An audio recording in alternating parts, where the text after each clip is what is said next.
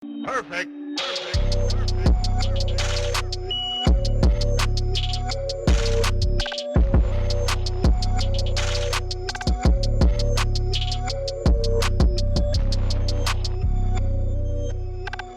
Oh my god, guys, welcome back.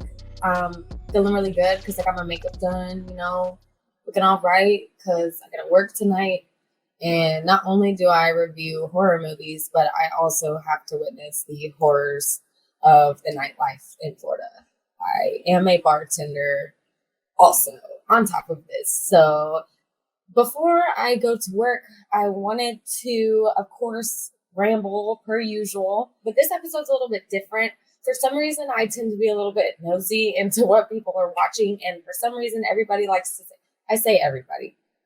People who are uneducated about horror like to say that it's boring, predictable, and yada, yada, yada. I mean, if you guys are into this, like, you already know what everybody has to say about it. But I wanted to educate you guys a little bit on subgenres of horror. So when you go to watch a movie or maybe start getting into the genre itself, you can find movies that are going to appeal to you, and B, something that you can appreciate more since it's your taste. Just like a romance movie, I'm personally not into romance, but if somebody showed me The Notebook, I'd be like, okay, that's pretty good. Well, that's because I'm into like that genre of romance, the sob story, man loves girl comes back. So same concept with horror. If you like werewolf movies, you're probably going to like creature features. So yeah, I'm going to explain to you guys how we're gonna do this and be in cahoots with each other before I start talking more shit about things. So back to how to watch a horror movie and what even is horror. So there is about 8 to 9 like major subgenres in the giant category of horror, and those are folk horror, psychological horror, body horror, found footage, sci-fi, slasher, zombie horror, teen horror, and Lovecraftian, which I added. It's not really like a staple subgenre, but honestly, like, it's become such a thing in nowadays movies. I had to mention that. H.P. Lovecraft, shout out to you, because I love a good, weird, slow burn, vintage, aesthetically pleasing movie. If you're into like vampires, zombies, like the old school kind of like folk tales, you're obviously going to want to go into the realm of folk horror. If you like more of a story, more of a slow burn, kind of psychological, deeper into the character development type thing, you're going to want to go psychological. That's also kind of going to carry in with slasher. A lot of slasher movies are also psychological, but all these subgenres kind of mesh together to create one big melting pot of horror. Found footage is one of my personal favorites. I love like VHS and Paranormal Activity, which are so overrated, but honestly, they're not overrated because I think they're awesome. So found footage horror is kind of going to be more for the people who are into realistic type stories. Blair Witch, Paranormal Activity, VHS are 3 really good examples of found footage horror. Personally, it's one of my favorite subgenres. I love that feeling of like being involved with the characters, and I feel like a lot of the actors in these found footage movies are really great, and I love the performances half the time. Sometimes it's really cheesy, and that's a writing thing, but the actors, shout out to y'all. So sci-fi horror is going to be for my people who like aliens and kind of futuristic type stories. Sometimes I have a problem with sci-fi movies just because I'm one of those people who get more into like something that can actually happen, but I really appreciate the shots and just really explorative ideas that they put in sci-fi horror. So again, if you're into aesthetics or kind of like alien space type shit, sci-fi horror is definitely the way to go. Slashers, the classic. Everybody knows about slashers. You have your classics like Friday the 13th and Halloween. New age sequels like Scream and things like that are really good examples of slashers. Of course, there's modern day slashers, but now, since I would say the subgenre slasher is more geared towards like the 80s and 90s versions of what slashers are. Nowadays, they've kind of gotten a little more paranormal, a little more psychological, but it's still the same. Zombie horror, again, Train to Busan, Evil Dead, God, Day of the Dead, Dawn of the Dead, Morning, Sunshine, of the Dead, all of that. Those are zombie horror movies. There is plenty of those to choose from. Some are great, some are not great. I don't really go down the rabbit hole of zombies because I've watched enough in my many years of surfing through horror, and I've also played entirely too many zombie games. So I am a little bit biased when it comes to zombie movies, but again, some people, I mean, most people are super into zombies. That's why it's carried on for this long. But zombie horror people are into special effects. And I would really recommend watching older zombie movies if you have kind of run out of like new things to watch.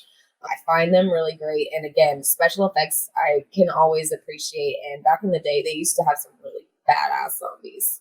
Teen horror is going to be more of your kind of campy, I want to say slashers all the time. Good examples.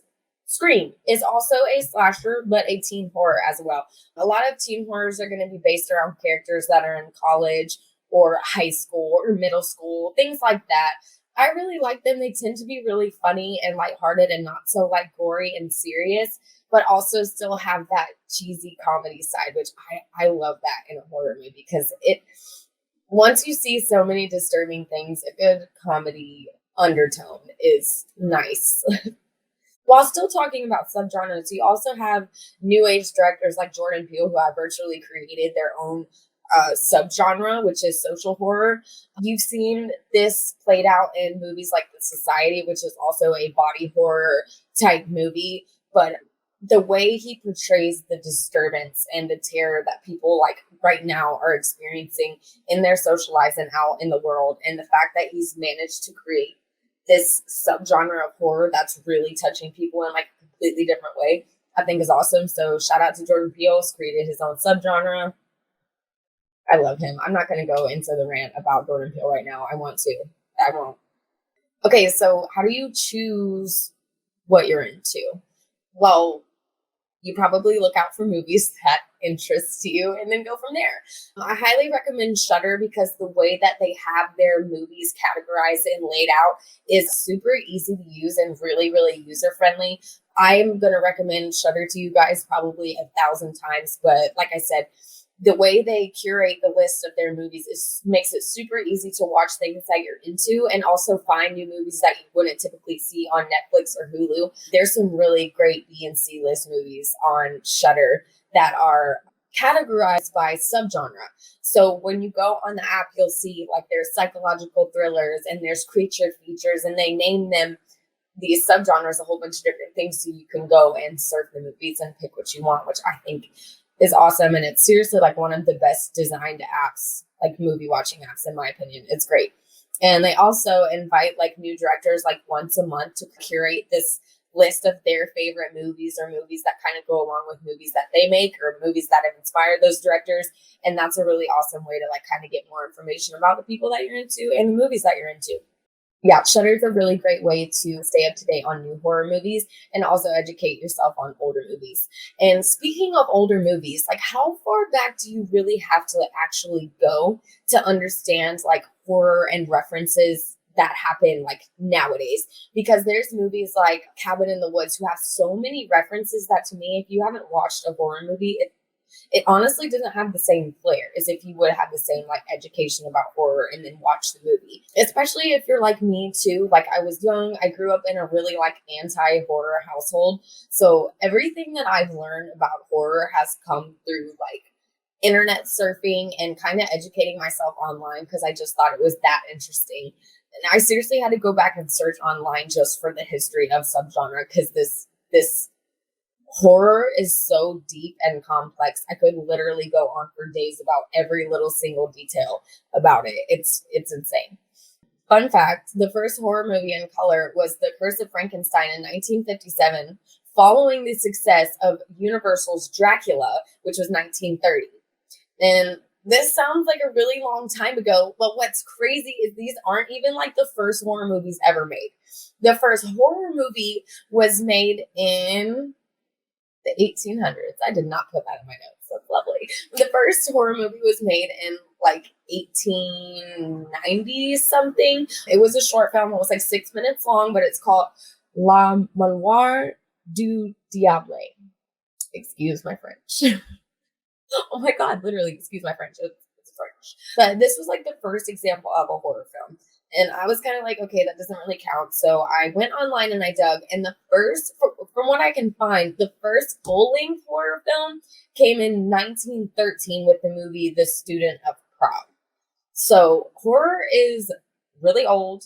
You can go back years and years and years, and you're still not going to know every single movie there is. You're still not going to know every single outline there is. So the best thing I can do, the best advice I can give people who are just now getting into horror is to just surf. Be open to what you're watching, and don't be so hard on, oh, it's predictable, it's this and that. Like, don't take it so seriously. Don't take it seriously, because there's so many good movies I could list off, and I promise you won't be disappointed. But yeah, I really don't know why I'm so pressed about that. But for some reason, like, every person I talk to is like, why do you like horror so much? It's so predictable. No, you're just not watching what you would like in a horror movie. So, of course, you're going to hate it. I don't like romance movies. I'm not going to go watch a romance movie. I don't think. I might. That's why I watch horror movies, so I don't watch romance. But anyways, guys, that was a little educational episode on subgenres. I didn't really think I was going to go like the teaching route, but I ended up doing that after I wrote my notes. But yeah, you guys, as we move along through the season, I'm going to get into some different things. But when I started doing these first few episodes, I really just wanted to talk about a lot of the background things in horror and like the stuff that makes the genre itself. So when we start talking about movies and we start talking about different aspects of them, we'll all kind of have the same info, because I'm learning with you guys at the same time. Like, what I do is I sit and I think of a question, or I find some random information. I'm like, that's fucking cool. I jot it down and I talk about it. So like I said, if you guys have any cool ideas, if you guys want to argue with me, if you guys want to agree with me, if you guys want to do whatever, follow me on Instagram at the Horrornaut. You also need to follow Project Nerd on Facebook, Twitter, Instagram. They're posting cool shit all the time, 24/7. And I love them because they give me an awesome platform where I can talk about everything that I want to. So yeah, I guess that's it for today. I will see you guys next week.